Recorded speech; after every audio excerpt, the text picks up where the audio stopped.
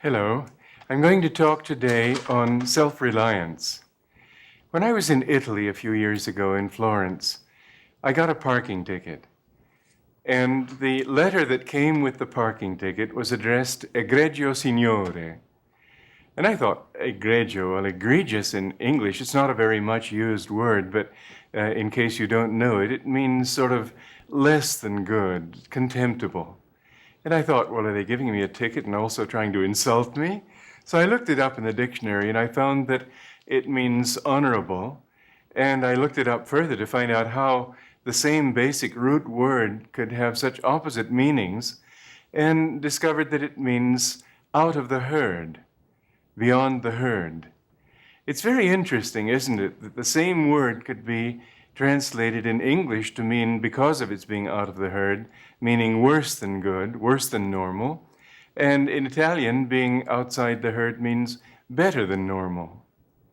There is something in human nature that seems to try to tie people down and make them a part of the herd. And have you ever had, I suppose probably you have, the experience that you wanted to do something and people's argument against it was, well, that isn't the way it's done. Or other people have tried it and it doesn't work. Or what are you doing trying to be different? We have an expression, they laughed at Fulton. You remember that one? Fulton wanted to build a ship out of steel, and we all know that steel sinks in water. And so it was ridiculous for Robert Fulton to build a ship out of steel. It had to be wood because wood floats. But, of course, when it floated, then everybody had to accept that they had been wrong. Well, again and again we find that any bid to do something differently, to do something better, tends to receive the response, well, that isn't what we do. That isn't what others do. And too often, people allow themselves to be guided by the opinions of others rather than by what they feel from within. There's a very interesting concept in architecture that Frank Lloyd Wright came up with. A building normally is held together by its walls, by the outside. But his concept was to build a building like a tree, with the trunk in the center and all the floors cantilevered like branches going out in all directions from that trunk. He said that on this principle, he could build a mile-high building. Well, he never got an opportunity to build a building a mile high. But if you go to different cities, you'll see that there are a few buildings here and there that are built on that principle. The idea that everything has to be held together from outside is intrinsic to human thinking because we're accustomed to looking at things from the outside. In fact, however, every great work of genius, every new discovery, every great idea, or to bring it back to the mundane, to do anything well, requires a centeredness and a moving outward from that center. I remember another example. One time I was on the ski slopes years ago, and there was a woman on the slope who'd never been on skis before, and she had the courage to go on the intermediate slope rather than the beginner slope. Her way of going downhill was to ski diagonally across the slope, reach the other side, fall down, get up, put her skis on, and ski diagonally across, fall at the other side, and so on. She went down the hill. And people had tried to tell her how to turn, but she was all thinking of it from the outside. You've got to move your hip this way and put your weight here and move your ski like that. And it just was beyond her. And a thought occurred to me watching her and just feeling sympathetic for her.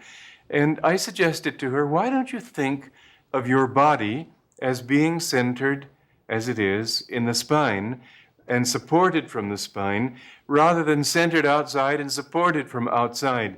Try to feel that you're skiing not where your legs and arms and elbows are, but that you're skiing from your spine, and that every movement comes naturally from a movement that begins at your center. So that if you want to turn, you're thinking here rather than here. And she saw me about a half an hour later, and her eyes were shining with excitement. And she was saying, it works, I'm not falling down. Well, this is something that you will see that good athletes have. They always have a sense of being centered. Good dancers also are always like that. You have heard the expression, someone who isn't good at sports is all thumbs. And in your work, in your relations with others, in everything that you do, you will find that if you can become centered within, then you will be able to accomplish things far better than if you worry about the effect, the impact, what other people will think of you. We live too much in the opinions of others. And very often it happens, Emerson said in his essay on Self-Reliance, which was a favorite of mine back in college, and he said, too often we have to take our good ideas from other people. That is to say, we don't dare to express them because they're new. Then we hear other people say them and we recognize that they're good, but by then those ideas belong to somebody else. In geometry, the discovery of spherical geometry was they call it Riemann, I believe, but it was begun by two. One was a Hungarian, I think the other one was a Russian. Lobachevsky and Bolyai were their names. Back in the last century, they came up with the discovery that Euclid is not the last word, that there are other kinds of geometry that explain things just as well, and certain things a great deal better. And they were laughed and jeered and mocked at, and everybody said they were mad. But finally it turned out that they were right. Well, when they were accepted, then the best mathematician in France, whose name I forget, finally admitted that he had had that idea too, but hadn't dared propose it. And so he was in the same position as those people that Emerson talked about. He had to take his idea from Lobachevsky and Bolyai. Many times, in fact, scientific discoveries have been made simultaneously by more than one person. In this case, it was three. Only two of them claimed it. In the case of evolution, it was Darwin and also Wallace. If Darwin had published his book 1 week later, we would now be talking of Wallaceism instead of Darwinism, because he had basically the same idea. I think it's rather too bad, because Wallace had a more spiritual approach to the subject, even though he had the same basic conclusions. Well, the whole point is that most people don't dare rely on themselves, on their own intuition, on their own common sense. They're always looking to see what other people think, what other people would like to do. A very interesting and rather discouraging, in a way, experiment has been done. Discouraging in the sense that it sort of makes you discouraged with this particular foible in human nature. They have taken 5 people and they've drawn 2 lines on a blackboard. The top one was a great deal longer, obviously longer, than the bottom one. And they've told 4 people in this group of 5 to say that the bottom line was longer. Now, would you believe that in 80% of the cases, after asking 4 people which line was longer, and each one of those 4 said that the bottom line was longer, in 80% of the cases, the 5th person said the bottom line was longer. He could see that it wasn't longer, but he didn't dare step outside the group opinion of the others. There are wonderful things to be said about democracy. I don't think that we've got a better system that we could opt for. And yet, every system has its weaknesses. And the weakness of democracy is that is the thought that we can vote excellence into being. The majority vote doesn't in any way guarantee that a thing is right. It doesn't even guarantee that it's the thing that they would like once they've got it. It's been said that the majority is always wrong. The minority has a possibility of being right. Well, I don't want to take that thought too far. because I'm not an elitist. I believe in our system of democracy, but I think that when it comes to important decisions, we can't leave those up to a community vote.